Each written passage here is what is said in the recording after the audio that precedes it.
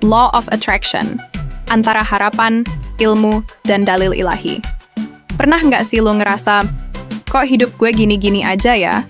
Duit seret, jodoh kayak sinyal wifi, kadang nyambung, seringnya hilang. Kerjaan, monoton. Terus buka Instagram, temen SMA udah keliling Eropa, punya usaha, golden retriever, dan suami yang kayak opa Korea. Nasib. Tapi lo tahu nggak? Di balik semua itu, ada satu hukum semesta yang konon bisa ngebalik nasib. Namanya Law of Attraction. Tapi jangan buru-buru bilang, itu mah ngarep doang.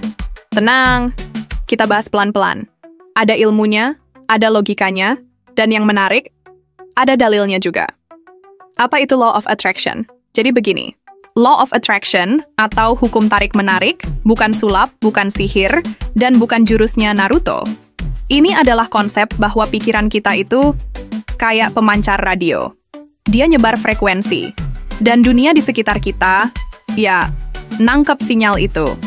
Kalau lo terus mikirin utang, selamat, otak lo jadi kayak Google yang cuma nampilin iklan pinjol.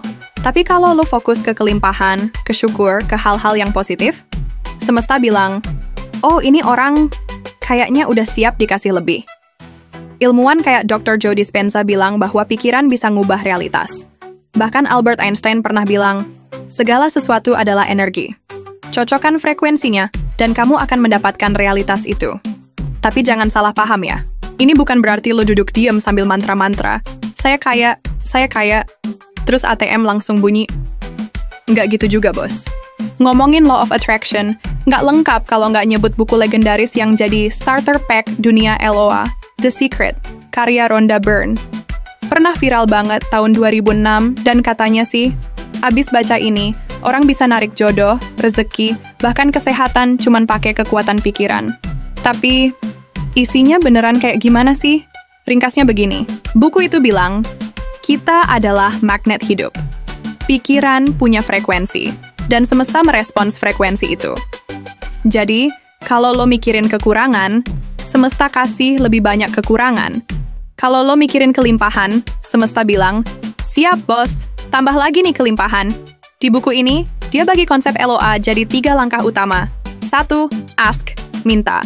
Minta ke semesta dengan jelas. Tulis, ucapkan, doakan. 2. Believe, percaya. Yakinin diri bahwa itu benar-benar akan terjadi, jangan ragu, jangan setengah-setengah. 3. Receive, terima. Rasakan seolah-olah permintaan itu udah kejadian. Nikmati sensasinya, bersyukur dari sekarang. Sounds magical? Yes, tapi juga ada logikanya. Karena waktu kita fokus dan yakin, kita jadi lebih termotivasi buat ambil peluang yang sesuai. Dan saat kita udah ngerasa layak nerima sesuatu, kita nggak sabotase diri sendiri. The Secret juga banyak kasih testimoni orang-orang sukses. Mulai dari tokoh bisnis, artis, sampai orang biasa yang hidupnya berubah drastis. Tapi ingat ya, The Secret bukan jimat, bukan mantra sakti. Itu lebih kayak panduan mindset, buat bantu lo hidup lebih sadar, lebih optimis, dan lebih bersyukur. Dan nanti kita bakal lihat, ternyata, semua itu udah diajarin juga dalam Islam. Law of Attraction. Dalil dan perspektif Islam. Kabar baiknya. Konsep ini nggak asing di Islam. Law of Attraction dalam Islam, wah ini bukan barang baru bro. Islam udah ngasih sinyal-sinyal ini dari sekian ratus tahun yang lalu. Dalil pertama, hadits tentang prasangka baik. Rasulullah SAW bersabda, aku sesuai prasangka hambaku kepadaku. Hadis Qudsi, riwayat Bukhari dan Muslim.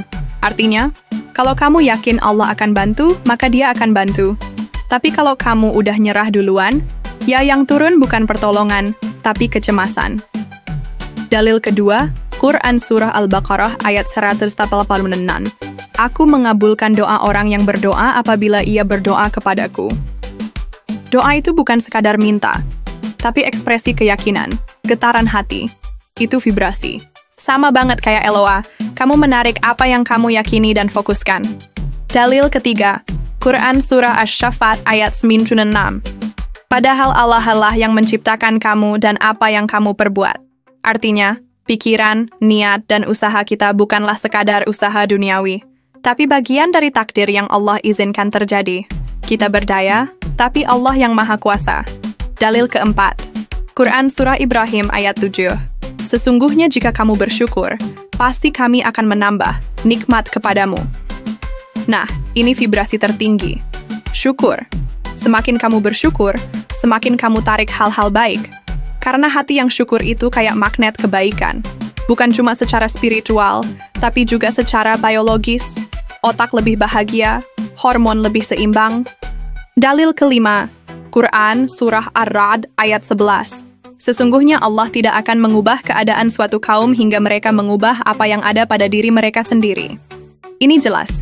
Perubahan dimulai dari dalam. Dari pikiran, sikap, dan niat. Allah gerakkan dunia ini mengikuti getaran batinmu. Cara kerja LOA secara ilmiah. Secara ilmiah, ini semua nyambung ke otak kita. Namanya Reticular Activating System, RAS. Ini bagian otak yang kayak satpam di mall. Nyaring mana info penting, mana yang bisa di-skip. Lo fokus ke peluang, RAS bilang, oke, cari peluang. Lo fokus ke drama, RAS bilang, wah, saatnya nonton sinetron kehidupan. Belum lagi hormon kayak dopamin, serotonin, endorfin. Itu semua bisa lo picu lewat hal-hal sederhana. Afirmasi positif, journaling, meditasi, rasa syukur. Dan hasilnya, stres turun, imun naik, rezeki lancar. Ritual praktis, Law of Attraction. Sekarang praktikkan, gimana caranya lo mengundang hidup yang lebih baik. Coba 4 kebiasaan ini. 1. Journaling syukur tiap pagi. Tulis 3 hal kecil yang bikin lo bersyukur. Sekecil air hangat pas bangun tidur. 2. Visualisasi. Bayangin hidup impian lo seolah-olah udah kejadian. Nggak usah malu, ini latihan iman juga. 3. Afirmasi. Ucapin hal positif ke diri sendiri. Bukan lebay, tapi mengubah narasi batin lo. 4. Tindakan kecil.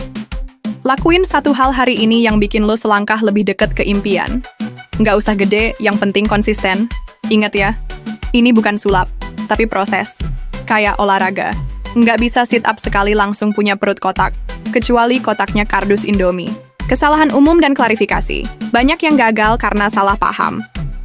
Gua udah afirmasi sebulan, kok belum jadi miliarder? Well, afirmasi bukan pengganti kerja keras. Dia booster mindset.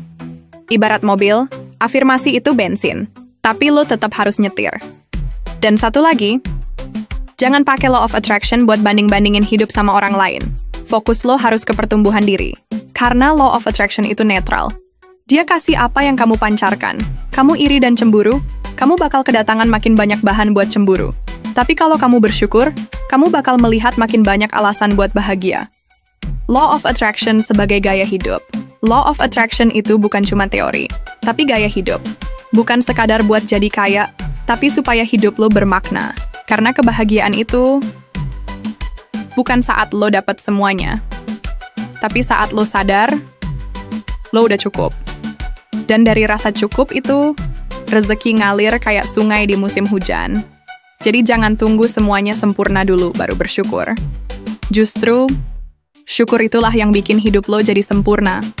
Kalau video ini ngebuka pikiran lo, yuk klik subscribe, pencet like, dan share ke teman-teman lo. Dan tulis di komentar, hal kecil apa yang kamu syukuri hari ini?